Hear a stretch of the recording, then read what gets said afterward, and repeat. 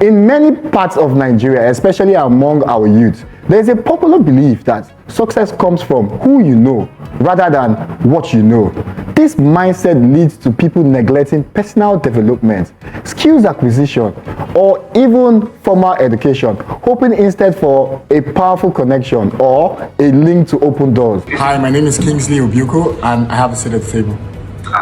I want to believe a few Nigerians out there do believe that hard work pays off, because we have a lot of hardworking Nigerians on the street. I mean, you see them every single day. A lot of young, hardworking people still trying to get into organizations, trying to get jobs and all of that. But sadly, there has been this mindset of you have to know somebody to be somebody. I believe that with time, with the right leadership, we would get things right. Okay, so my advocacy today is about mindset rehabilitation.